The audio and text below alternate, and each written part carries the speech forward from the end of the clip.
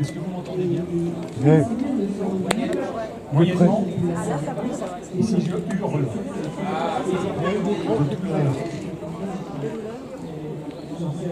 Je sais qu'il faut que le micro soit proche des lèvres. Non? Est-ce que vous m'entendez bien là? Je pense que je vais rester debout. Parce qu'un procureur, quand il prend la parole, il se met debout. C'est pour ça qu'on parle de la magistrature debout. Il y a la magistrature assise, celle qui juge. J'ai fait partie de la magistrature debout. Bien, bonjour à toutes et à tous. Très heureux de vous rencontrer à Mency par un beau soleil. J'espère que vous n'avez pas trop chaud, mais vous êtes à l'ombre. Pour vous parler de ce sujet délicat, difficile, qui provoque de la souffrance chez les proches, celui des crimes non élucidés, en bon français les cold cases. Mais en français juridique, les crimes non élucidés, puisque la notion de crime non élucidé est maintenant, depuis 3 ans, dans la loi française, qui parle de crimes non élucidés. Alors, je vais me présenter rapidement. Je m'appelle Jacques Dallest, j'étais magistrat pendant longtemps. J'ai arrêté il y a 2 ans. J'ai terminé mes fonctions à Grenoble, où mon dernier procès était l'affaire de Nordal Lelandais, la petite Maëlys, dont vous vous souvenez, qui a été jugée en février 2022. Et Nordal Lelandais a été condamné à la réclusion criminelle à perpétuité. Alors moi, j'ai un problème. Est-ce que je m'entends mal? Ils ont fini. Et Nordal Lelandais aurait pu être, qui a été jugé pour 2 crimes, ça aurait pu être 2 cold cases. Il n'y a pas de mauvaise question. J'évoquerai en quoi, notamment l'affaire de la petite Maëlys, aurait pu être un parfait cold case. Et souvent, entre une affaire résolue et une affaire qui n'est pas résolue, il peut y avoir très peu de choses. Une petite trace, comme dans l'affaire Maëlys qui est accuse, ou un coup de chance qui permet d'identifier l'auteur des faits. Alors, dans ma carrière, j'ai été juge d'instruction. Pendant 10 ans, j'ai eu affaire à des criminels, pas que des assassins, des meurtriers, mais aussi des violeurs, des pères incestueux, des trafiquants de drogue, des escrocs. Donc j'ai eu des tête-à-tête fréquents avec des gens mis en cause pour des affaires graves. Ça, c'est le rôle du juge d'instruction, qui instruit un dossier avant qu'il soit jugé par un tribunal ou par une cour d'assises. Mais j'ai été aussi pendant longtemps procureur de la République, notamment à Marseille et en Corse, ce qui veut dire que j'ai commis beaucoup de crimes. C'est des régions de forte criminalité. Et le procureur, lui, il intervient tout de suite lorsqu'un acte se commet. Et il m'est arrivé à de très nombreuses reprises d'aller sur ce qu'on appelle une scène de crime, c'est-à-dire le lieu de découverte d'un cadavre qui, dans un certain nombre de cas, manifestement une personne qui a été tuée. Et j'ai été très très souvent sur des scènes de crime dans tous les postes que j'ai faits, aussi bien à la campagne qu'en pleine ville, des règlements de compte, j'en ai vu beaucoup à Marseille, vous voyez que l'actualité n'a pas changé, mais aussi des crimes familiaux, des rixes, des bagarres mortelles, des crimes de toutes sortes. Ça, c'est le lot commun des procureurs. Et j'ai été également avocat général de cour d'assises. Là, c'est la phase ultime.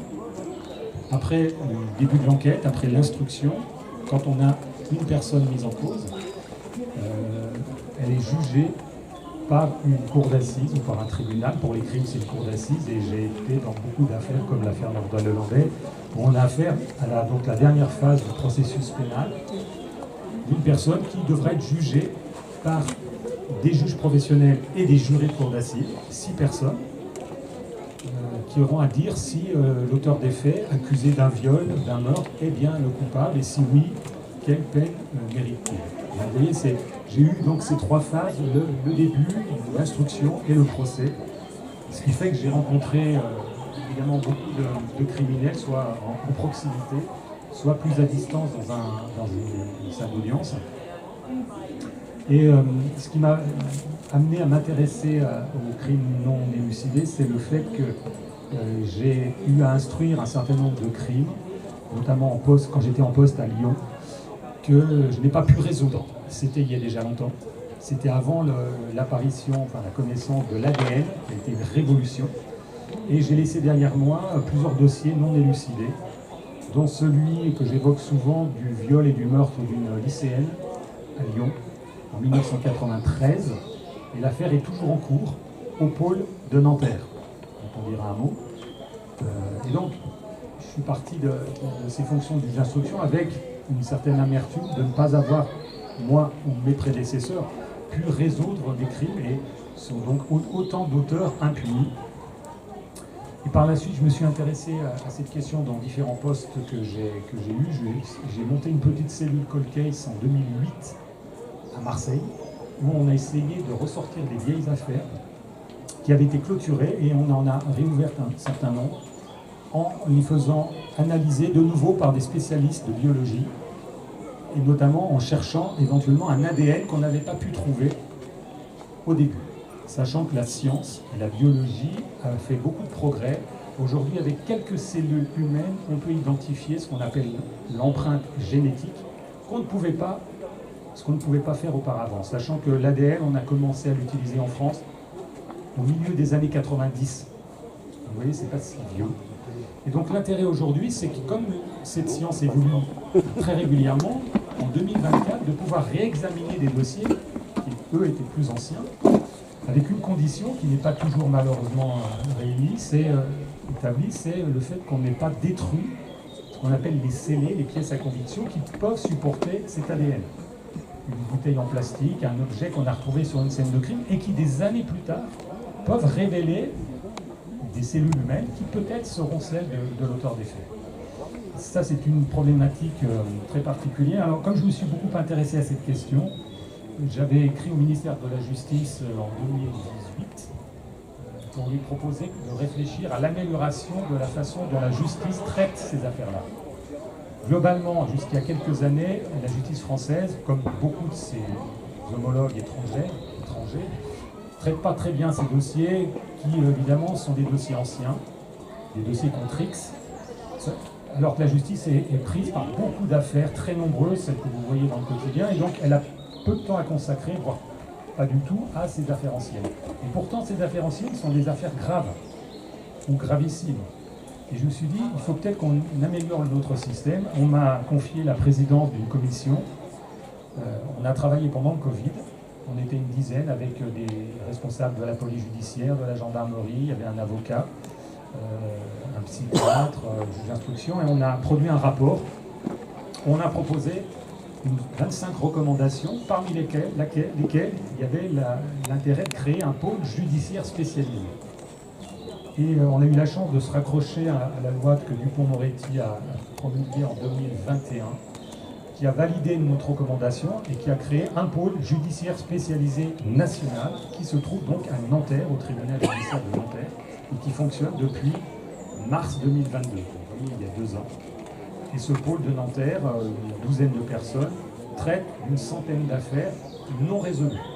Certaines qui ont défrayé la chronique, comme la Curie de Chevalier, par exemple, et beaucoup d'autres. L'affaire Tiffaine Véron, une Française qui a disparu au Japon, vous avez peut-être entendu parler, et puis beaucoup d'autres dossiers. Estelle Mouzin, le dossier qui a mis en cause Monique Olivier et Fourniret, qui est décédé, et beaucoup d'autres affaires. Et donc on a été satisfait de voir qu'une de nos propositions importantes, c'est de spécialiser la justice dans ces affaires anciennes, avait été retenue. Parce qu'encore une fois, un procureur et un juge ordinaire sont pris par les urgences du quotidien. La délinquance du quotidien, la délinquance habituelle, un peu comme les urgences à l'hôpital. Ne demandez pas à un urgentiste, où il y a 30 personnes dans la salle d'attente, d'aller faire de la cardiologie, des choses comme ça. C'est la même chose pour la justice, elle est prise par la délinquance ordinaire, et ces affaires anciennes, elle a du mal à les traiter, faute de temps, faute de disponibilité. Donc on a, depuis 2 ans, une justice spécialisée. On est pour l'instant le premier pays du monde, on a toujours tendance à faire s'auto-délivrer en France, qui fonctionne et qui a résolu un certain nombre de dossiers, il y a un certain nombre d'affaires avec des gens qui ont été mis en cause. Une des dernières affaires, c'est le meurtre d'une joggeuse, Caroline Marcel, à Orléans, près d'Orléans, en 2008, qui a été élucidé l'année dernière. On a identifié, à partir d'une clé que portait la victime, on a identifié un ADN qui est celui de son meurtrier présumé. Grâce à un travail de fond de ces magistrats spécialisés, donc on est plutôt satisfait, et d'autres dossiers sans doute évolueront, même si, évidemment, plus l'affaire est ancienne, plus il sera difficile de la résoudre. Même avec les meilleures volontés du monde, même avec l'évolution des sciences, il y a des choses qui sont irréversibles, des choses qu'on n'a pas faites à l'époque. Un crime qui remonte aux années 80 ou 90, vous imaginez, on ne connaissait pas l'ADN, donc il y a des choses qu'on n'a pas faites qu'on ferait aujourd'hui. Et donc il y a un certain nombre d'affaires qui malheureusement ne pourront pas être résolues. Cependant, les familles maintenant ont un espoir. Et ça, il faut leur expliquer, c'est-à-dire que le temps passant, les chances d'élucidation de l'affaire sont résiduelles, mais elles existent toujours. Et c'est un espoir pour les familles qui attendent l'identité, l'identification du meurtrier de leur frère, de leur fille, de leur père. Vrai sujet. Alors, on espère que la loi pourra encore évoluer d'ailleurs, parce que la problématique des cold cases, elle est assez complexe, plus qu'on imagine. Et moi je l'évoque en détail dans le bouquin. C'est pas si simple de savoir de quoi on parle. Quand on parle d'un crime non élucidé, de quoi parle-t-on? La loi française dit qu'il s'agit d'un meurtre ou d'un viol. C'est pas autre chose. Si vous êtes victime d'un cambriolage, c'est pas un cold case. C'est uniquement les meurtres et les viols, en gros. Mais de quoi parle-t-on?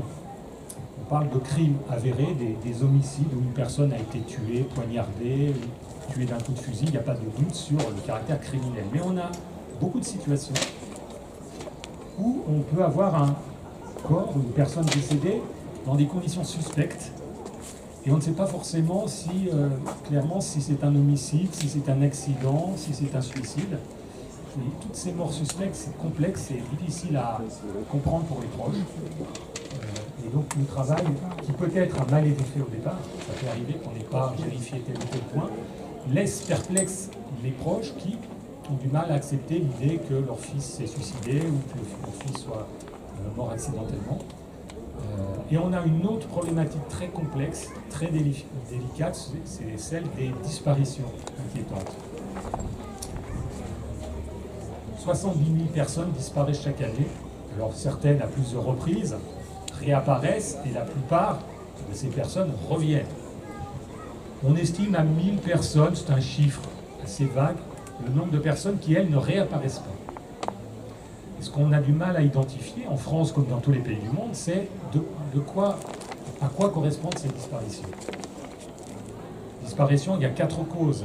On disparaît volontairement, et c'est autorisé, hein, vous êtes majeur, vous avez le droit de couper les ponts avec vos proches et de partir. C'est pas interdit, vous avez le droit. Pas quand on est mineur. Majeur, vous avez le droit de rompre les ponts et ça arrive que les gens changent de vie radicalement. L'autre cause de disparition, c'est le suicide. Et des gens se donnent la mort sans qu'on retrouve leur corps.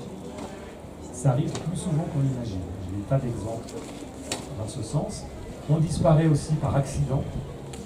Promenade, randonnée, balade, et aussi là, on ne retrouve pas toujours les corps. Et on peut évidemment disparaître à la suite d'une mauvaise rencontre. Et on vous enlève ou vous croisez la route d'un meurtrier qui vous tue et qui va faire disparaître votre corps. Et on a des tas d'exemples comme ça. La petite Maëlys qui est enlevée à 3h du matin dans une fête de mariage. La jeune Lina qui a disparu à 15 ans dans l'est de la France depuis plusieurs mois, on ne sait pas. Il y avait le petit Émile, dont on a tout lieu de penser qu'il s'agit d'un accident en fait. Et le problème, c'est qu'on ne sait pas, puisqu'on n'a pas de corps par définition, quelles sont les causes de la disparition. Il y a des enquêtes qui se font, est-ce qu'encore une fois c'est une fuite, un accident et on a des situations très étonnantes. Une personne peut partir le matin chez elle avec plein de projets et mettre fin à ses jours dans la journée, à la grande surprise de leurs proches. Et donc, comme on n'a pas de corps, on est toujours obligé d'imaginer le pire. Mais comme on a le droit de disparaître, on ne peut pas mettre tout de suite des moyens importants d'enquête, alors qu'on a affaire à un adulte qui ne vient pas. Et c'est après coup qu'on se dit on aurait peut-être dû faire telle et telle vérification. Si c'est un enfant qui disparaît, là on s'inquiète beaucoup plus. Évidemment, parce que là, c'est pas l'âge où on disparaît volontairement, même s'il peut y avoir des hypothèses particulières. Moi je classe en 5 catégories les différents âges où la disparition peut revêtir plusieurs hypothèses. Il y a 5 catégories d'âge. C'est bon, une analyse, une analyse empirique. Vous avez les jeunes enfants, 18 mois, 3 ans, le petit Émile. Quand un enfant de cet âge-là disparaît, malheureusement, la piste la plus fréquente, c'est l'accident. C'est le gamin qui part, qui est sans repère et qu'on retrouve noyé dans une mare, dans un ruisseau. C'est souvent ce qui arrive, l'enfant n'est pas capable de s'orienter et à un moment tombe, glisse. C'est souvent l'hypothèse première. Il peut y en avoir d'autres. Deuxième classe d'âge, c'est les enfants 7-12 ans, 7-13 ans, et surtout les petites filles. Là, malheureusement, quand on disparaît à cet âge-là, on ne parle pas de suicide ou vraiment de disparition volontaire. Là, l'hypothèse qu'on peut voir, c'est plutôt le ravisseur, le prédateur. Et on a des exemples, la petite Estelle Mouzin, la petite Marion, Maëlys et d'autres, 8-12 ans. C'est l'âge qui intéresse les grands pédophiles, qui pour certains sont des prédateurs, c'était le cas de Fourniret, qui pour d'autres peuvent être des meurtriers d'occasion. On voit une gamine, et problème. Donc l'hypothèse criminelle, on est obligé de l'envisager, même si à cet âge-là, on peut également fuguer, et c'est, je pense, l'hypothèse première. Troisième classe d'âge, chez les ados, 13-18. Alors là, évidemment, l'hypothèse première, c'est la fugue. Le mal-être, on s'engueule avec sa mère, son père, on se dispute. Et là, on a très régulièrement des ados qui disparaissent, quelquefois pendant plusieurs mois, et qui réapparaissent. Alors, inquiétude des parents, ma fille, elle est dans un réseau de prostitution, elle est partie, c'est souvent plus simple que ça. La gamine rejoint des copains, elle va squatter à droite et à gauche, et la plupart du temps, elle réapparaît. Mais c'est aussi l'âge qui peut intéresser un prédateur sexuel. 13-18. Quatrième catégorie, c'est vous et moi, on va dire les adultes, où là, toutes les hypothèses sont possibles, dont celle d'une disparition volontaire. Vous voulez refaire votre vie, et là, le champ des hypothèses est évidemment le plus large, 18 jusqu'à un certain âge. Donc les hypothèses sont multiples et on doit toutes les envisager, c'est pas simple. Alors, on regarde la vie de la personne, ses fréquentations, son travail, ses relations pour déterminer une hypothèse possible. Même si quelquefois on ne sait pas. Madame Bonfanti, c'est une jeune femme qui livrait des journaux à Grenoble il y a longtemps, qui disparaît en pleine journée, en laissant son véhicule ouvert, c'était en 86. Et des années plus tard, on a identifié l'auteur des faits. Criminel qui dit qu'il s'est disputé avec cette femme pour un problème de stationnement, il l'a étranglée, il a jeté son corps. D'ailleurs, l'intéressé a été remis en liberté parce que se pose un problème, il a reconnu un meurtre, et se pose un problème de prescription, on en dira un mot si vous voulez. La dernière catégorie, vous la comprenez, c'est les personnes âgées qui, lorsqu'elles disparaissent, là on est plutôt sur l'hypothèse du décès accidentel ou naturel. Maladie d'Alzheimer, la personne est désorientée, un peu comme un petit enfant, et on la retrouve inanimée, pas très loin de l'EHPAD, pas très loin du domicile. C'est souvent l'hypothèse première, c'est pas l'hypothèse où on fugue, au sens volontaire du terme, mais on s'en va et on s'égare. Vous voyez la complexité de la thématique qui se renforce si on a affaire, et je pense plutôt aux ados et aux adultes, à des disparitions à l'étranger. Quand vous avez un Français qui disparaît en Amérique du Sud, en Asie, en Afrique, toutes les hypothèses sont possibles. Des voleurs, des mauvaises rencontres, mais aussi un accident avec des pays où les services de sécurité, les services de secours ne sont pas comme chez nous, ou des pays où la mort est quotidienne, est banalisée. C'est la problématique la plus complexe d'un Français qui disparaît à l'étranger. On peut ouvrir une enquête en France, mais après, les autorités françaises ne pourront pas faire une enquête de façon indépendante dans le pays. Il faut travailler avec les autorités locales, policières et judiciaires, ce qui n'est pas toujours facile. Vous avez des pays comme le Mexique, où il y a 60 meurtres par jour. Un Français qui disparaît en plein Mexico, l'enquête, mais il n'est pas certain qu'on y mette une énergie extraordinaire. Si vous allez en ce moment à Haïti, il n'y a plus d'État dans ce pays, hein. C'est le royaume des gangs, on peut vous enlever, vous tuer, et si vous demandez une enquête, je ne suis pas certain qu'il y ait une grande énergie qui soit menée là-bas dans ces pays. Donc c'est la situation la plus complexe. Le pôle de Nanterre instruit des dossiers de Français disparus à l'étranger. Et là, les chances d'élucidation, on ne trouvera sans doute jamais le corps, sont très réduites. Alors, cold case, c'est donc ces situations un peu complexes, sont des dossiers qui sont quelquefois toujours en cours. L'affaire de la tuerie de Chevalier 2012, 4 meurtres, elle est toujours en cours. La jeune fille assassinée à Lyon, comme je vous l'ai indiqué, l'affaire avait été classée, elle a été réouverte depuis 1993, elle est toujours en cours. Il y a aussi un certain nombre de crimes anciens qui ont été clôturés. C'est-à-dire qu'au bout d'un certain nombre de mois, d'années, l'affaire, faute de piste, est clôturée, est archivée. Et là se pose le problème de la prescription. C'est le temps pendant lequel on peut rouvrir l'enquête, qui était très courte. Avant 2017, c'était 10 ans, relativement court. Aujourd'hui, c'est 20 ans. C'est le délai pendant lequel on peut rouvrir un dossier. Mais avant 2017, toutes les affaires qui ont été clôturées, elles sont quasiment aujourd'hui, on ne peut pas les réouvrir parce que juridiquement, la prescription de 10 ans s'est écoulée. 10 ans sans intervention publique fait qu'un dossier, on ne peut pas le réouvrir. C'est un vrai sujet, d'ailleurs un sujet de société, ce qu'il faudra un jour rendre imprescriptible les crimes de sang. Vaste question. Sachant que la science, encore une fois, elle évolue, que les victimes ont des exigences qu'elles n'avaient pas avant. Et on a un vrai sujet. Si demain frappe à la porte d'un commissariat un meurtrier qui dit en 1980 « j'ai tué 3 personnes », c'est bien moi le meurtrier, il y a de grandes chances que ce dossier, on lui dise bien « monsieur, au revoir monsieur », parce que le délai légal de 10 ans est écoulé. Il y a un vrai débat qui est à la fois juridique mais qui est aussi très moral, hein. On est dans le lien entre morale et droit, qu'il faudra peut-être refaire trancher un jour par le législateur. Aujourd'hui, la prescription est de 20 ans. En matière de crime. Si vous ne faites rien pendant 20 ans, l'affaire est effectivement classée, ce qui laisse un peu de temps. Prescription en droit français ne court qu'à compter de la clôture du dossier. Pas à compter des faits, mais à compter de la clôture du dossier. Imaginez un crime commis, 5 ans après, on classe le dossier, la prescription ne court qu'à compter du classement. Il y a des pays où la prescription court à compter de la commission des faits, comme en Suisse par exemple. Donc le délai est plus court encore chez eux qu'en France. Les Américains n'ont pas de prescription pour les crimes de sang. Ils travaillent sur des cold cases des années 50, des années 60, où la plupart du temps, le meurtrier, lorsqu'il est identifié grâce à l'ADN, est mort. Mais, au moins, l'affaire peut être considérée comme résolue. Alors, pourquoi les cold cases? Parce qu'il y a ces raisons-là, puis il y a aussi des négligences, des maladresses, des insuffisances des enquêteurs, pour de bonnes ou de mauvaises raisons, qui n'ont pas fait les investigations qu'ils pouvaient faire, qui étaient pris par autre chose, pour lequel il y avait un contexte très particulier. Et ce qui n'est pas fait dans ce qu'on appelle les constatations initiales, ça peut être irréversible.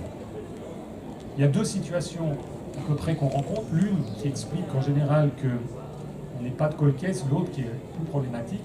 Soit un meurtre a lieu dans un lieu clos, un appartement, une maison, on retrouve une personne qui a été assassinée, qui a été tuée dans ce lieu clos, et là, si peu de monde a pénétré dans les lieux, il y a un espoir de trouver des traces et des indices du meurtrier, son ADN, et autre chose, à condition qu'il n'y ait pas 30 personnes qui soient venues dans l'espace, ce qui n'est pas toujours évident avec l'intervention des secours, mais au moins on a un espace clos qu'on peut protéger. Mais vous avez l'autre situation du corps qu'on retrouve immergé dans un lac, dans une rivière, ou un état de reste humain dans une forêt, où là, le lieu où on découvre le corps n'est pas forcément le lieu où on a tué la personne. Mais c'est le lieu où on l'a transporté. Et là, vous comprenez bien que ce qu'on appelle la scène de crime est beaucoup plus complexe. Si on retrouve un cadavre dans une forêt, s'il a été déposé là, même si on recherche autour du cadavre des indices, peut-être rien à voir avec l'auteur des faits. Et donc le début du crime parfait, si on veut dire, c'est d'arriver à dissimuler le corps de sa victime. Mesdames et messieurs, si vous voulez commettre le crime parfait, ne tuez pas votre conjoint chez vous. Parce que même si vous nettoyez à fond la cuisine, qui est un lieu où on tue beaucoup, vous l'avez compris, parce qu'évidemment, on se dispute dans la cuisine, et il y a les couteaux, assez classique, j'ai été sur beaucoup de crimes dans des cuisines. Donc même en nettoyant à fond, vous allez laisser des micro-traces, et maintenant on a des moyens scientifiques pour faire apparaître les traces, même si elles ont été effacées. Ne transportez pas le corps dans votre véhicule.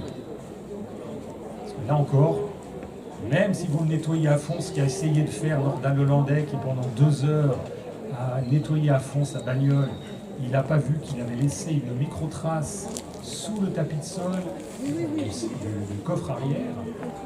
La petite avait été transportée dans le corps, et du sang a coulé de sa bouche et a laissé une petite trace qui n'était pas visible à l'œil. C'est un beau boulot des gendarmes, d'ailleurs, sur ce dossier. On aurait pu passer à côté. Et aujourd'hui, Nordal Hollandais serait peut-être en liberté. Parce que même si on l'aurait soupçonné d'avoir été impliqué dans l'enlèvement de la petite, il aurait nié jusqu'au bout et on aurait eu du mal à le confondre. Il avait dit que la gamine était montée dans sa voiture, qu'elle s'était amusée. Mais là, trouver une micro-trace de sang dans le coffre arrière, ça posait un problème. Et là, il a reconnu les faits, il suffisait de peu de choses. Donc si vous transportez votre conjoint mort dans votre voiture, alors si, conseil que je peux vous donner, brûlez votre voiture. C'est mieux que de l'immerger, parce qu'on pourra peut-être la sortir. Et si vous brûlez la voiture, là, ça permettra de dissimuler des traces. C'est ce que font d'ailleurs, et j'en ai connu un certain nombre d'auteurs d'assassinats à Marseille, et ça les barre de cul, où on flingue la victime et on met le feu à la voiture, non pas pour défigurer la victime, mais surtout pour faire disparaître des traces, sachant que la plupart du temps, le meurtrier il est derrière elle, dans la voiture, et il lui tire dans la nuque. Il peut laisser des traces d'ADN. Donc on brûle le véhicule pour ne pas qu'on retrouve, et ça marche, puisqu'à un moment, avec la combustion. Donc faire disparaître un corps, c'est pas évident. Alors je disais qu'il peut y avoir des ratés, des enquêteurs, des oublis, des maladresses, des insuffisances. Le danger, quelquefois, c'est l'enquêteur très expérimenté. Alors on peut dire, quand même paradoxal, un enquêteur expérimenté devrait être tout à fait fiable. Eh bien, je me méfie quelquefois des enquêteurs ou des magistrats expérimentés qui ont des explications assez rapides. Pour eux, la piste, c'est ça. Et il y a combien d'affaires où il faut se méfier de ce qu'on appelle l'effet tunnel. C'est-à-dire, on croit à une hypothèse et on ne veut plus en démordre. C'est forcément si, ça doit être ça. Le fameux François Vérove, le grêlé, qui a tué une petite en 86 et un couple un peu plus tard, il exhibait une carte de police ou de gendarmerie. Beaucoup croyaient que c'était un faux gendarme, un faux policier. Ben non, c'était un vrai gendarme. Donc, ou un crime qui paraît crapuleux, puis finalement il n'était pas crapuleux, c'est un autre mobile. Il faut se méfier des certitudes, et on a beaucoup d'exemples d'affaires où on partait sur une piste qui semblait assez évidente, et ce n'était pas du tout la bonne. Vous voyez, l'affaire de la tuerie de Chevaline, qui est toujours énigmatique, on pense peut-être liée à la personnalité des victimes. Il y avait une famille anglo-irakienne. Moi j'ai une hypothèse, c'est que c'est un tueur fortuit. Un type, un survivaliste, ou quelqu'un qui était un maniaque des arts anciennes et qui a tué sur les personnes qui arrivaient dans une espèce d'impasse. On est en Haute-Savoie, dans la campagne, et ça aurait pu être n'importe qui. Donc aucune interaction antérieure entre les victimes et l'auteur. Et ça, très compliqué. Si en sortant de Ménécide ou dans le parc, on retrouve une personne tuée d'un coup de couteau, toutes les personnes ici présentes seront soupçonnées. On regardera quelle est la personnalité de la victime, si c'est un organisateur, si peut-être dans l'organisation il y a un collègue qui voulait prendre la place de l'organisateur en chef, ou une dispute. On se dit, c'est peut-être la vie de la victime qui va orienter l'enquête. Et c'est évidemment ce qu'on essaye de faire, de voir si dans la vie de la victime, il y a une raison d'avoir attenté à ses jours. Souvent une explication, mais ça peut être aussi un crime gratuit. On en a connu. Des gens qui tuent pour savoir ce que ça fait de tuer. Vous le croisez, vous demandez une cigarette, vous n'en avez pas, il vous donne un coup de couteau. Alors il y a des schizophrènes, il y a des gens comme ça, mais ça peut être aussi des crimes gratuits de gens qui ne sont même pas déclarés irresponsables. J'en cite quelques exemples. Il y a un type, un jeune étudiant qui a tué un SDF dans un parc à Chambéry, sans raison. Donc imaginez l'hypothèse la plus improbable, c'est peut-être la bonne. Aucun lien entre la victime et l'auteur. Et ça peut expliquer les cold cases, parce que on ne comprend pas pourquoi monsieur ou madame Intel a été tué dans son jardin, dans la rue. Ça peut être des explications, encore une fois, qui ne sont pas liées. Et si il n'y a rien antérieurement entre la victime et l'auteur des faits, il sera difficile d'aller vers l'auteur des faits. Sauf si l'intéressé sévit de nouveau, agresse quelqu'un. Regardez les terroristes criminels, ils s'en prennent à des passants, à des gens dans la rue, ça peut être n'importe qui, sans forcément cibler quelqu'un. Et on peut avoir ça en matière de droit commun, un crime purement gratuit. Et on a des exemples dans l'histoire. Donc il faut se méfier des a priori qu'on peut avoir en essayant de se faire une vérité rationnelle, qui est peut-être la bonne, mais finalement, il y a peut-être d'autres hypothèses. Donc évidemment, plus la victime a une vie multiple, plus les pistes sont nombreuses. Si le maire de la ville est abattu d'ici d'un coup de fusil, on regardera encore une fois ses relations politiques, ses ennemis, les disputes qu'il a eues avec des administrés, son conjoint, sa vie familiale, est-ce qu'il avait une double vie, pour essayer de déterminer une piste. Et plus vous avez une victime dite un peu connue, plus vous allez échafauder des hypothèses. Si c'est une personne très ordinaire et une vie simple, c'est un peu plus simple. Quoique une personne simple peut être aussi victime d'un acte gratuit. Voilà. Et donc, vous aurez très vite des analyses, des interprétations qui peuvent être multiples et qui vont rendre très complexe le travail des enquêteurs parce qu'il faut vérifier toutes les pistes en même temps. On peut avoir une double vie. Combien de messieurs, de dames ont des doubles vies? Alors il y a des relations extra-conjugales, mais il y a aussi le jeu, la drogue, les fréquentations, etc., que personne ne savait, qui à un moment font qu'il peut y avoir quelque chose qui peut se passer. Et j'ai connu beaucoup d'affaires non élucidées, où on s'interroge, après épuiser toutes les pistes.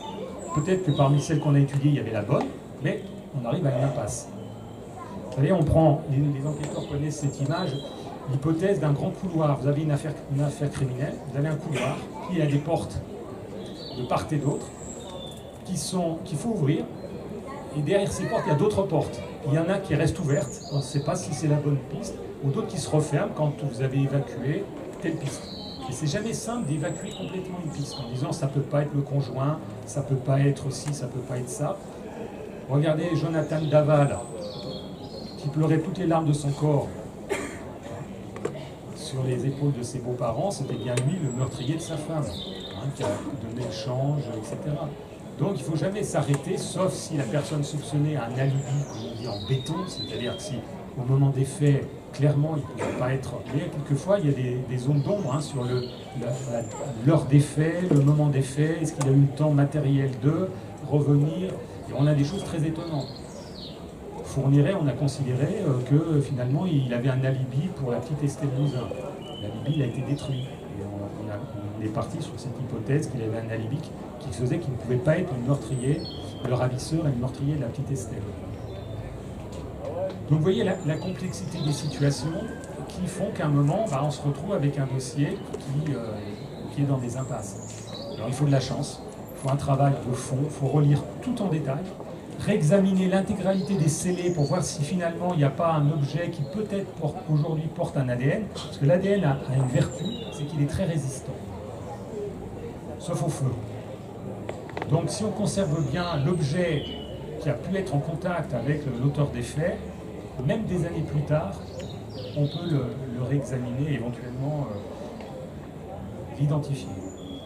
Et sans doute que plus tard encore, on pourra même aller plus loin, on parle du portrait robot génétique. Avec quelques cellules maintenant, on peut avoir la couleur des cheveux, la couleur des yeux. On pourra sans doute un jour avoir les traits morphologiques du titulaire de l'ADN, voire même son âge. Vous imaginez, à partir de quelques cellules, on aura une idée peut-être de l'aspect physique du titulaire de l'ADN. Ça, c'est des choses qui vont progresser et qui vont nous permettre sans doute de résoudre des affaires qu'on ne peut pas résoudre aujourd'hui. Les Américains travaillent sur l'ADN généalogique.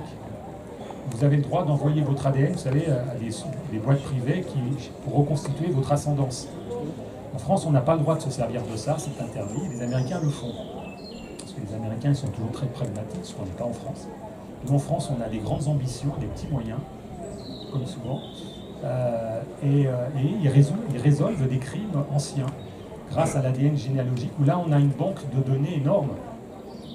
Il y a, là, le fichier des empreintes génétiques, c'est 4-5 millions de fiches en France, c'est pas énorme. Hein. Vous voyez, il y a 67 millions d'habitants en France, plus des gens de passage.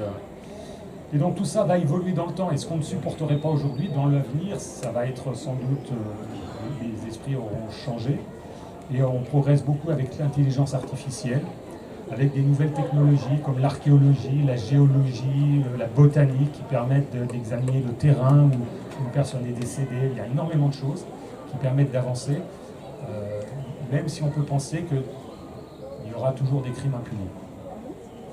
Le crime est dans la nature humaine. Je crois qu'il y en aura toujours, avec des formes sans doute différentes. Mais vous savez, je dis toujours, qu'est-ce qui différencie un crime conjugal en 2024 du même crime conjugal commis en 1624? Uniquement la médecine, qui fait qu'on peut peut-être survivre d'un coup de couteau aujourd'hui auquel on ne pouvait pas échapper en 1624, mais finalement la motivation est la même. Le crime de vengeance, le crime de passion, le crime de colère, ça a toujours existé.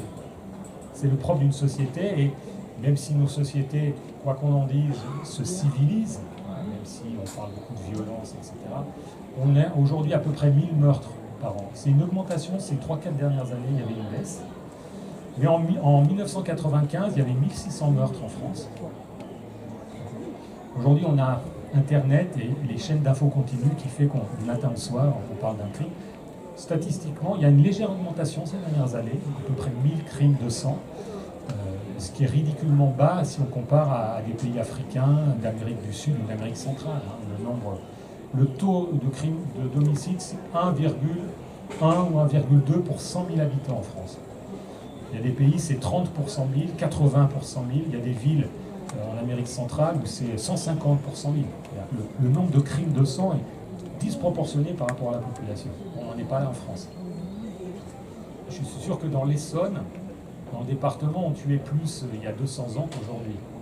Il y avait une criminalité qui n'a pas disparu, parce qu'elle existe toujours, mais qui était très forte, c'est la criminalité crapuleuse. Dans les temps anciens, on tuait beaucoup pour de l'argent. On dévalisait et on tuait. On appelait ça les escarpes. Les cambrioleurs agressaient leurs victimes pour les dévaliser et les tuer, parce qu'ils agissaient à visage découvert. Beaucoup de crimes de sang liés à l'argent, les pillards, les chauffeurs, ceux qui faisaient chauffer les pieds de leurs victimes. C'était pour des raisons crapuleuses. Ça, aujourd'hui, ça a quasiment disparu. Il y a encore quelques crimes pour des raisons d'argent, bien sûr, mais beaucoup moins. Et ça, ce serait un indicateur inquiétant. Si d'un coup, il y avait une flambée de crimes pour de l'argent, là, ça voudrait dire qu'on régresse. Ces crimes pour de l'argent, on les voit, comme je vous l'ai dit, à Haïti, au Mexique, où on peut vous enlever pour demander une rançon et on vous tue. Vous pouvez être tué pour une somme dérisoire. Aujourd'hui, en France, ça, il y en a beaucoup moins. D'ailleurs, je vous invite à aller au musée de la police, de la préfecture de police à Paris, qui est ouvert au public, qui est gratuit, commissariat du 5e arrondissement. Vous verrez dans des vitrines les objets dont se servaient les meurtriers à l'époque pour casser la tête de leurs victimes, avec des casse-têtes, des massues, on fracassait la mémé pour lui piquer 3 francs 6 sous. Les crimes étaient très nombreux et les auteurs étaient assez facilement identifiés. Même si la police scientifique était balbutiante, parce qu'ils ne se cachaient pas, ils parlaient de leurs affaires, et ils dévalisaient pour peu de choses. Aujourd'hui, ça, on le voit très peu, même si ça peut arriver encore. Par contre, on aura en revanche les crimes terroristes, ce genre de choses, les règlements de compte liés au trafic de drogue. On tue, comme vous le savez, pour des sommes dérisoires, et souvent les auteurs sont des gamins. Et puis des crimes, des bagarres, des disputes, qu'il y aura toujours. Il y aura toujours. Comment empêcher les féminicides, c'est compliqué. Et notamment si l'auteur des faits ne s'est jamais signalé, si un jour il prend un couteau, il tue sa femme. Et même avec un bracelet électronique, s'il veut tuer sa femme, son ex-femme, il y arrivera. Donc on a ces phénomènes, on a des tueurs en série, moins ces dernières années qu'à une époque. Les mauvaises années, c'est les années 80-90. C'est l'époque Fourniret, Guy Georges et compagnie. Aujourd'hui, il y en a moins, même si parmi les personnes disparues, un certain nombre ont été certainement victimes de tueurs en série, qu'on n'a pas identifiés à ce jour. On a les disparus de l'Isère, on a un certain nombre de crimes un peu partout en France. On peut les rattacher sans doute à l'œuvre d'un meurtrier, mais ça remonte aux années 80-90. Si aujourd'hui un tueur en série sévissait en 2024, à moins de faire disparaître clairement ses victimes à chaque fois, ce qui est possible, je pense qu'on l'identifierait assez vite grâce aux techniques nouvelles qu'on a. On va fêter, on parlera du 40e anniversaire au mois d'octobre de l'assassinat du petit Grégory. On peut penser que cette affaire, si elle avait lieu aujourd'hui, serait résolue. C'est des faits de 84. Vous ne connaissez pas encore l'ADN. Donc oui, les grands bonds en avant qu'on a fait, que les enquêteurs ont fait, mais qui laissent des espoirs quelquefois démesurés pour les familles qui se persuadent qu'on va forcément résoudre leur affaire. Et aujourd'hui, il faut que le monde judiciaire comprenne que les familles ne sont plus inertes comme avant, elles se groupent en associations. Il y a des émissions de télé, il y a beaucoup d'émissions qui font revivre ces affaires-là, et c'est une bonne chose, et c'est devenu des affaires qui intéressent toute la société, qui ne sont pas la propriété d'un juge, d'un procureur, c'est son dossier, non. Ce sont des affaires anciennes, qui méritent qu'on y mette du temps. C'est l'espoir qu'on doit donner aux familles. Moi, je vous dis toujours, et je n'ai pas été meilleur que mes collègues à une époque. Moi, il y a des dossiers que j'ai clôturés très vite, trop vite. Aujourd'hui, je ne le referai pas. Et je suis toujours un peu surpris quand en 2024, certains de mes collègues considèrent que tout ça, c'est du luxe, ça ne sert à rien. Je me dis que mais s'ils étaient eux-mêmes concernés, ils seraient très en demande d'une opiniâtreté de la justice qui, au bout d'un moment, ne leur dirait pas écoutez votre affaire. Il y a une exigence du corps social qui me semble légitime, qu'il faut comprendre, relayée par les médias. Aujourd'hui, les médias viennent relayer, alors il peut y avoir aussi des excès. Et tout ça, c'est une bonne chose. Et donc, il faut que l'institution judiciaire progresse et réfléchisse à cela. J'ai peut-être été un petit peu long. Donc, vous voyez, je vous donne un cadre général. Si vous avez des questions, peut-être pour y répondre. Alors, je crois qu'il n'y a pas de micro. Il y a un fil assez long. Si certains...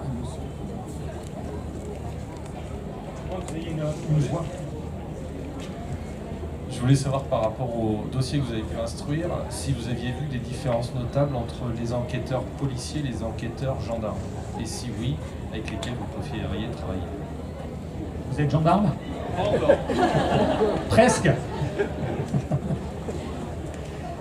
En fait, il n'y a pas... Alors, les gendarmes, c'est plutôt les crimes ruraux ou périurbains. Les policiers, c'est plutôt les crimes urbains.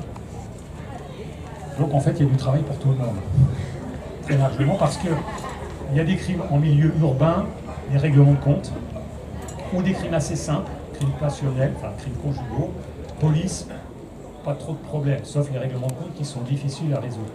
Le milieu rural ou périurbain est plus compliqué, parce que le crime a pu avoir lieu en ville, mais le corps est abandonné en zone gendarmerie. Donc ce sont les gendarmes qu'on enquête, et c'est pas si simple. Dans un milieu où il y a moins d'habitants, d'avoir des témoignages, ce genre de choses. Donc finalement, moi j'ai vu des très bons flics et des très bons gendarmes, mais des très mauvais aussi. Comme des mauvais juges et des mauvais procureurs. Enfin, je veux dire par là, j'ai plutôt vu des enquêteurs solides, motivés, mais qui à un moment étaient pris par d'autres affaires, par d'autres dossiers. Un crime de sang, on le résout en moyenne dans les 15 jours qui suivent. La plupart des crimes.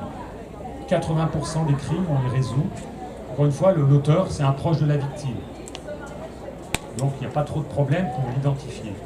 Et puis, il y a des crimes, on a plus de mal, on ne sait pas finalement qui est l'auteur du meurtre de monsieur Untel.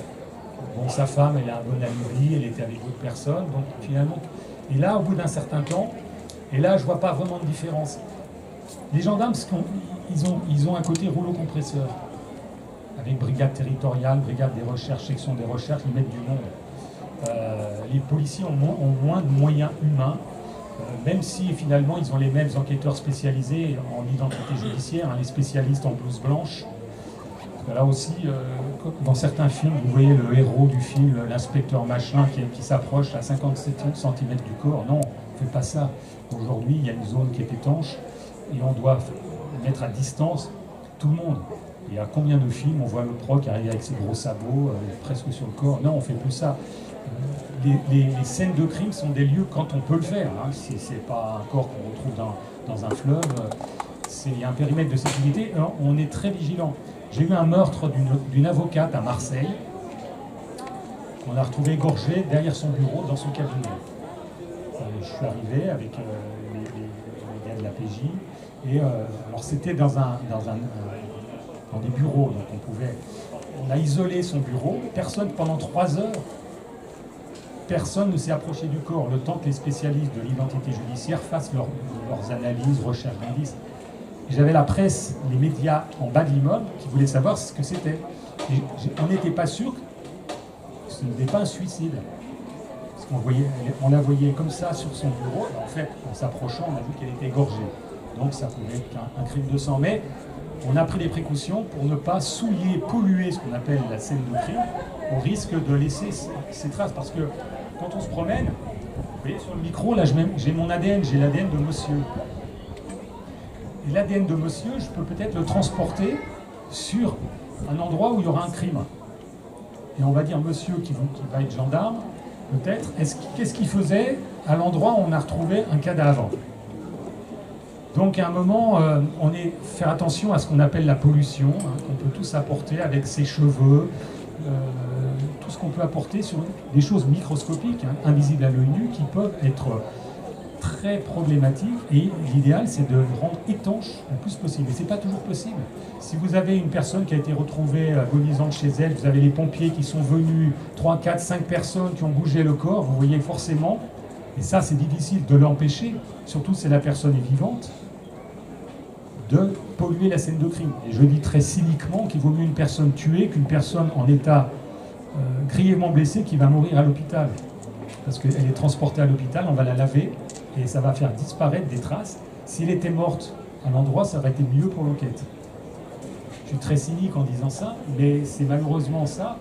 Et on a donc des situations où manifestement, il peut y avoir des négligences, les enquêteurs ont été dépassés. Je cite l'affaire Dominici, c'est les années 50, une famille d'Anglais assassinée dans les Alpes de Haute-Provence. À l'époque, aucune scène de crime. Les journalistes, ils marchaient à côté des corps. Ça vous paraît étonnant aujourd'hui. Mais on a encore quelquefois des négligences, même aujourd'hui. Hein, parce que tout le monde s'est approché, qu'à un moment, il faut vraiment une autorité pour dire attention, même le proc, il est loin, même le maire, même le préfet. Moi, j'ai connu l'assassinat du préfet Rignac, en Corse, en pleine rue. Difficile de rendre étanche une rue.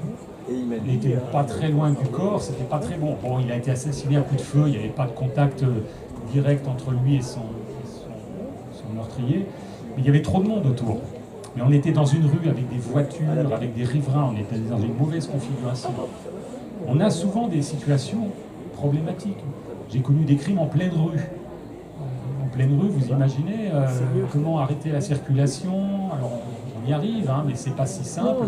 Retrouver des projectiles, s'il y a eu plusieurs coups de feu, avec ce qu'on appelle des douilles, des étuis, des projectiles qui vont être disséminés. Un tir de Kalachnikov, ça peut être 30 cartouches qui vont se disséminer dans la nature, hein, enfin, pas très loin. Donc à un moment, vous avez des situations qui sont intrinsèquement problématiques et délicates. Même le meilleur enquêteur, il aura du mal. Ça, il ne le maîtrisera pas. Mais il faut quand même quelqu'un qui ait une autorité suffisante pour là, personne ne s'approche. Les photographes plus tard, photographes des enquêteurs, hein, on procède, le corps on le manipule avec prudence. Le médecin légiste, ce qu'on appelle la levée de corps, il ne fait pas n'importe quoi.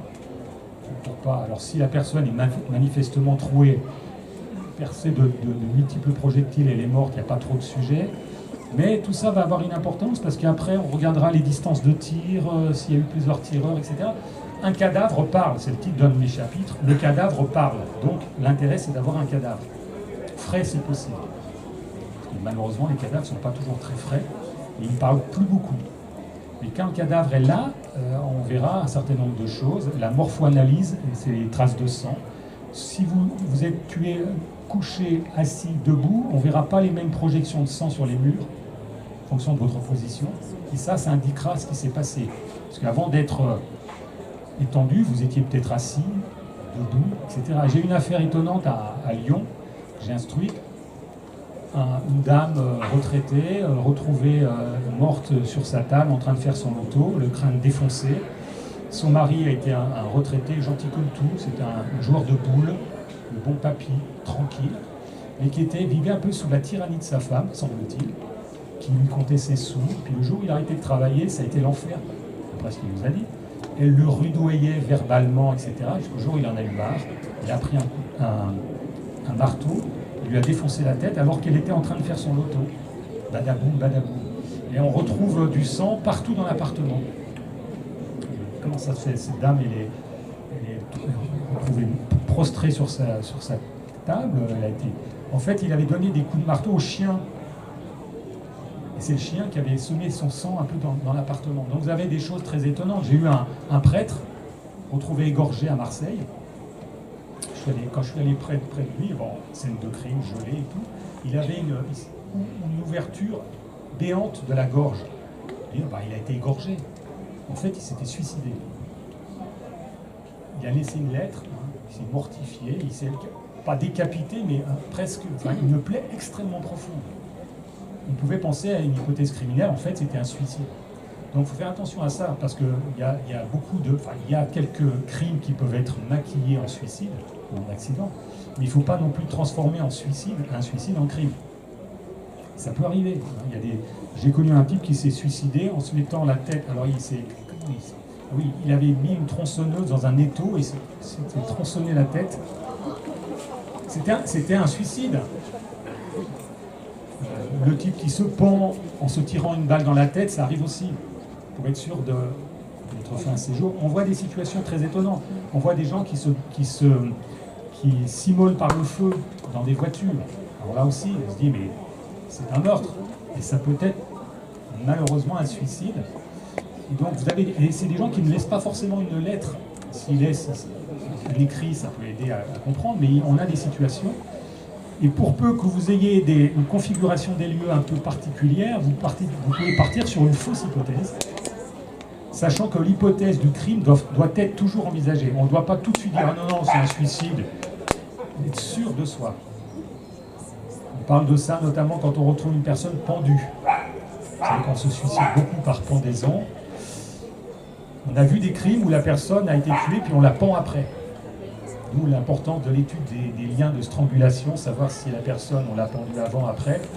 On a vu des faits de ce genre, même s'ils ne sont pas nombreux. Puis il y a ce qu'on peut appeler les crimes parfaits, le crime dont personne ne connaît l'existence. Combien de personnes âgées ou moins âgées meurent de mort apparemment naturelle chaque année, alors qu'elles sont peut-être mortes d'empoisonnement. Vous savez, Pépé, la mémé, bien fatiguée, on retrouve un jour morte à qui on a fait ingérer quelques substances. S'il n'y a pas un refus de permis d'inhumer et une autopsie, on ne saura pas de quoi la personne est morte. On dira elle est morte de vieillesse, fatiguée. Ça peut être le crime parfait. Et c'est pas parce que vous êtes très âgé, très fatigué, que vous ne pouvez pas être victime d'un meurtre. Alors là, ça peut être soit un meurtre crapuleux, soit un membre de la famille. Quand même, il a aimé, il faudrait qu'elle nous laisse l'héritage, etc. C'est très cynique tout ça, mais c'est des considérations qu'il faut avoir pour éviter de partir illico sur une piste qui peut être pas forcément la bonne, sans tomber non plus dans une forme de complotisme, qui est un peu le mal actuel, où on voit forcément une machination, un complot, un truc. Non, les affaires sont souvent plus simples qu'on imagine, et c'est pas parce que vous êtes une personnalité connue que vous ne pouvez pas vous donner la mort ou mourir d'un accident. Souvenez-vous de ce qu'on a dit sur l'accident de Lady Di, qu'elle avait été assassinée, finalement c'est un accident. Et souvent, si une personnalité meurt de mort violente, brutale, on aura du mal à imaginer que c'était... Alors on dira, oui, mais elle a des ennemis, on a ci et ça fait le bonheur d'un certain nombre de vendeurs de magazines et autres. Je vous souhaite une belle carrière.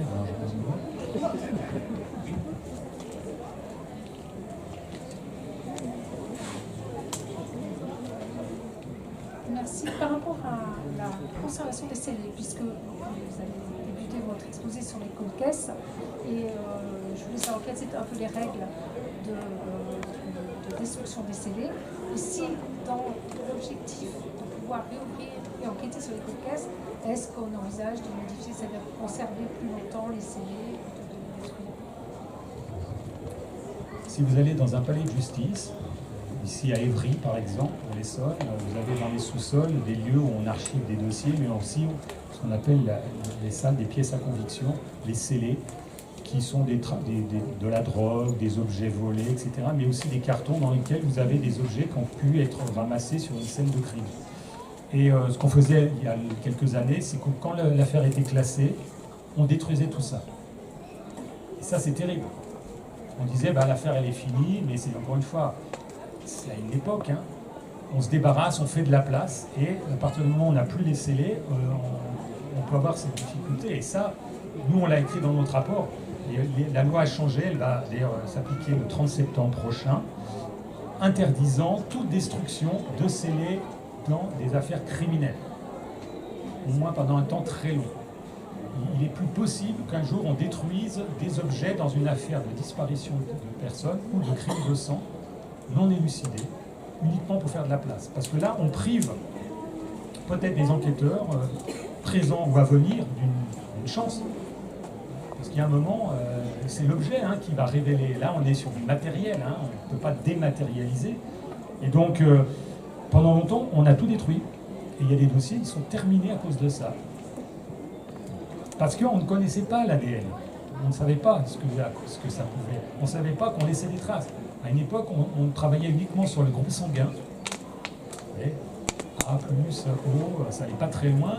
Et les empreintes digitales, empreintes papillaires, qui restent toujours existantes. Parce que l'ADN, c'est bien, mais il n'y en a pas toujours. Les empreintes, elles ont un avantage, c'est qu'il n'y a pas deux êtres humains qui ont les mêmes empreintes digitales, alors que deux jumeaux homozygotes peuvent avoir le même ADN. Mais malheureusement, les empreintes digitales, on n'a pas toujours. Puis les empreintes digitales, si elles sont présentes, c'est que la personne était bien présente physiquement. Ça ne se transporte pas, les empreintes. Tandis que l'ADN, comme je vous l'ai dit, un cheveu, un poil, des cellules, on peut se le transporter. Donc aujourd'hui, la science, et je pense que dans quelques années, on ira encore plus loin, on commence à réfléchir à l'exploitation de la flore microbienne, les bactéries qu'on a tous sur son corps. Alors là, ce sera encore mieux que l'ADN. Est-ce qu'un jour, on pourra individualiser des personnes avec les bactéries? Vous imaginez? Donc ça, c'est quelque chose, on veut travailler sur l'odorologie, les odeurs qu'on laisse.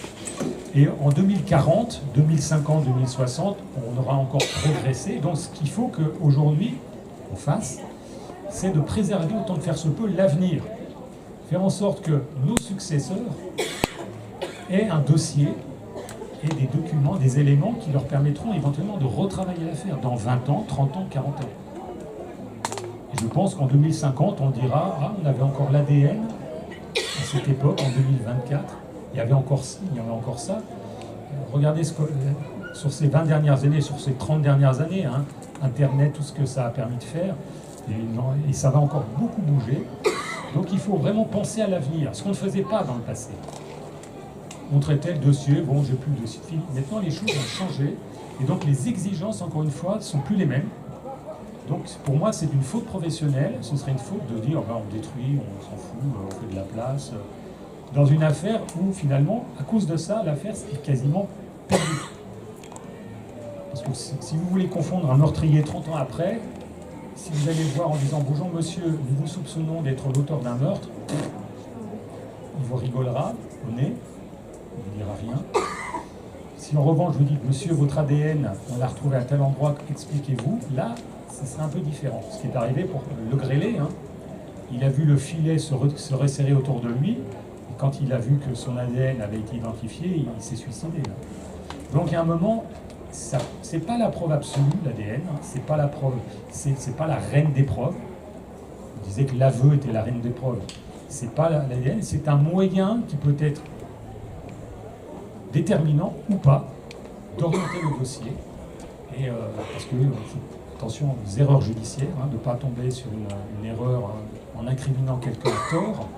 L'ADN, ça peut aussi avoir une vertu de déculpabiliser quelqu'un, d'aller dans son sens, de dire c'est pas son ADN, donc ça ne peut pas être lui le meurtrier. Je ne sais pas si vous vous souvenez de l'affaire Dickinson, la petite anglaise tuée à pleine fougère en Bretagne. dans une colonie, on a soupçonné les éducateurs. Finalement, c'était un marginal espagnol, un routard, qui était monté, qui avait violé et tué la gamine, Arce Montes. Et un marginal avait été interpellé avant lui, et il avait reconnu les faits, ce type-là. Mais ce n'était pas son ADN, il s'était accusé lui-même, et finalement on a identifié le vrai agresseur plus tard grâce à l'ADN. Donc il faut être très prudent avec tout ça. Il ne faut pas y aller à corps perdu en disant l'ADN. Il ne faut pas que les enquêteurs non plus, par une forme de paresse, se disent puisqu'il n'y a pas d'ADN, j'arrête tout. L'ADN, ça ne permettra pas de tout résoudre. Une enquête traditionnelle peut suffire à confondre quelqu'un. Il ne faut pas que ça devienne une forme d'excuse ou d'alibi pour dire on n'a pas trouvé d'ADN, donc finalement le dossier non. C'est un moyen de preuve qui peut être très utile, mais qui n'est pas forcément. Il y a encore les témoignages, il y a tout ce qu'on. Des analyses de traces humaines qui ne sont pas forcément avec de l'ADN. Enfin bref.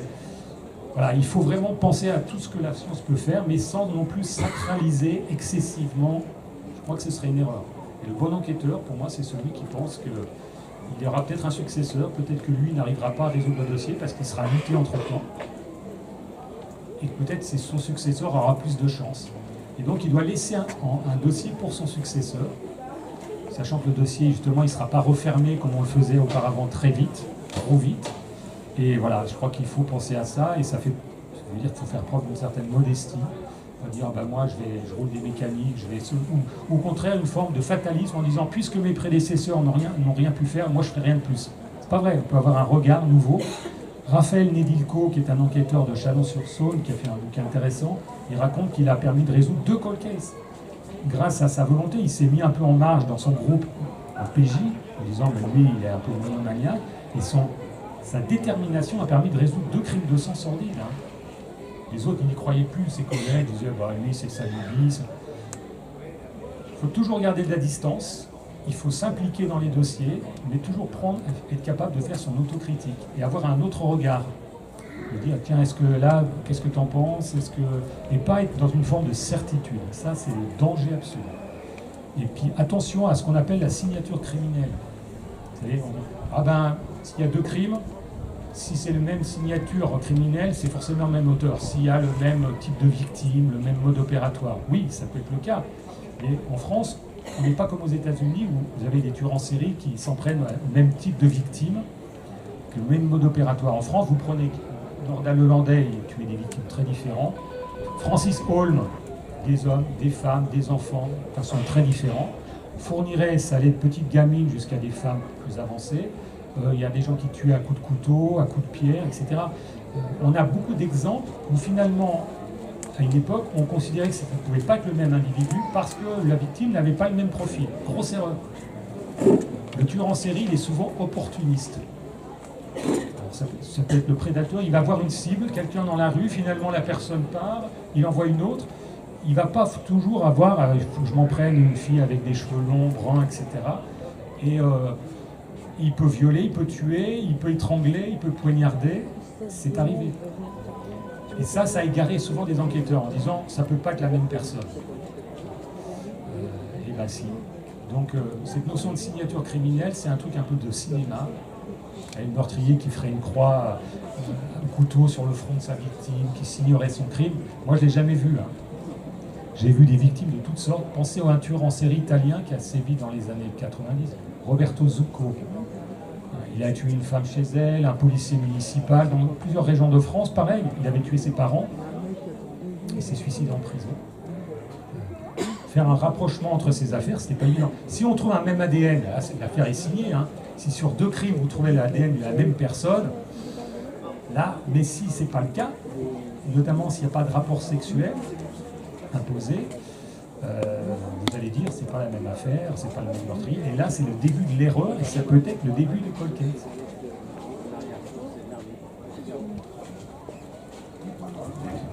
Merci.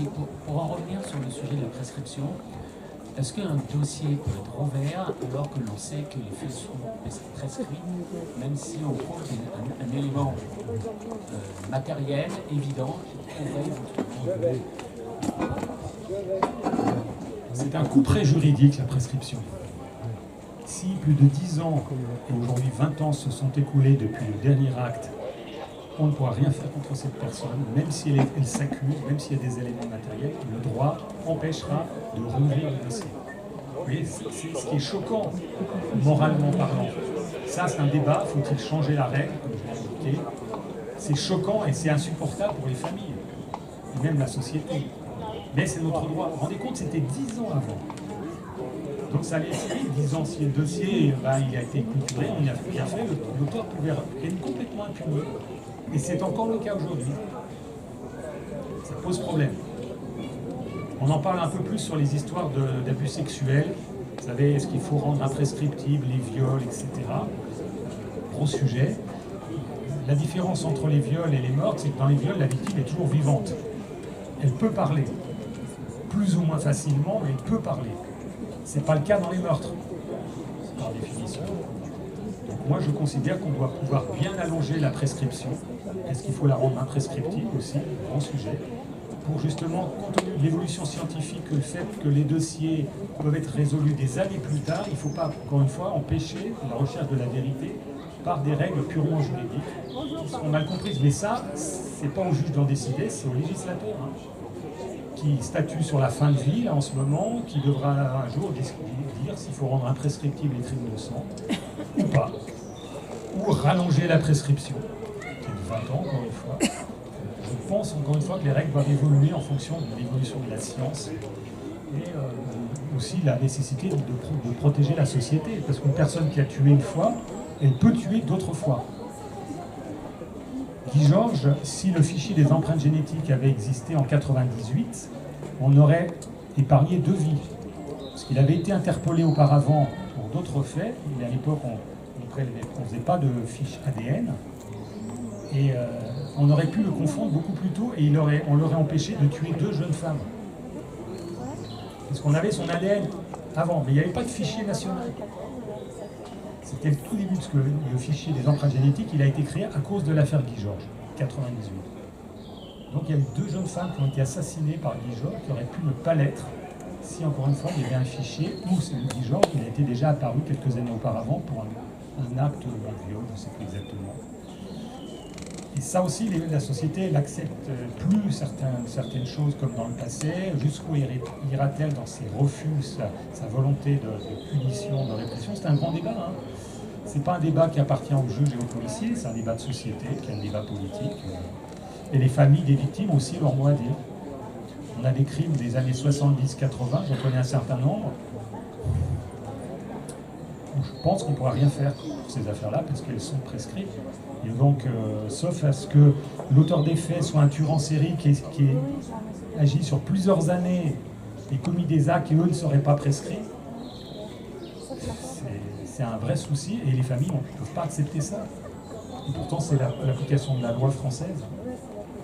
Oui, c'est un vrai débat de société qui mérite. Et vous avez au salon des éminents spécialistes comme Claude Cancès, qui connaît bien ce sujet, enquêteur qui connaît bien le sujet, qui connaît bien aussi la souffrance des familles, qui espèrent et qui aujourd'hui espèrent plus qu'avant. Dans les années 80-90, les familles étaient aussi fatalistes. On disait le dossier est clôturé. Bon. Aujourd'hui, elles n'acceptent plus ça. Vous voyez, la société évolue, et on peut dire que c'est une bonne chose. Bonne ou mauvaise, on ne sait pas. C'est comme ça. Il faut l'accepter. Comme la science, c'est pas la peine de dire c'est bon, c'est pas bon, c'est comme ça. Comment on l'utilise, tout simplement. C'est un débat qui appartient à tous, et un jour, il faudra peut-être que les citoyens se penchent sur la question.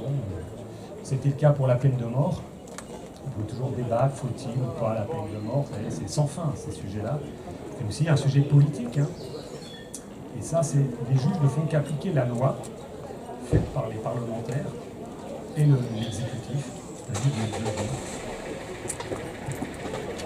Voilà, écoutez, si vous voulez en savoir plus, je me permets de vous renvoyer à mon bouquin. J'essaie de développer certainement beaucoup d'exemples. Il y a aussi d'autres auteurs qui connaissent bien le crime dans sa réalité, dans la salle, auquel je vous renvoie avec plaisir, comme Claude qui est ici présent. Il y a Jacques Pradel aussi. Jacques Pradel, lui, on se demande s'il n'est pas un peu criminel sur les bords. Après avoir fréquenté autant d'assassins, enfin, il écrit sur eux. Voilà. Et pour terminer, N'oubliez pas que vous pouvez vous retrouver dans 4 situations, vous tous. D'abord, dans cette salle, il y a peut-être bien un criminel potentiel dans cette salle. Oh, c'est gentil. Et oui, on peut tous être un moment, surtout les hommes, auteurs d'un crime. Crime conjugal en particulier. Qui n'a pas eu des pensées homicides vis-à-vis de son conjoint, de son fils, sa fille, un moment, des engueulades, n'est-ce pas? Ça peut arriver. Vous pouvez tous témoins, vous, un de vos proches, témoins d'un crime, et vous pouvez être cité à comparer devant une cour d'assises. Vous pouvez être victime, vous ou vos proches, malheureusement, d'un crime. Ça arrive plus souvent qu'on le pense, ce genre de choses, parce que chaque année, ça fait quand même du monde.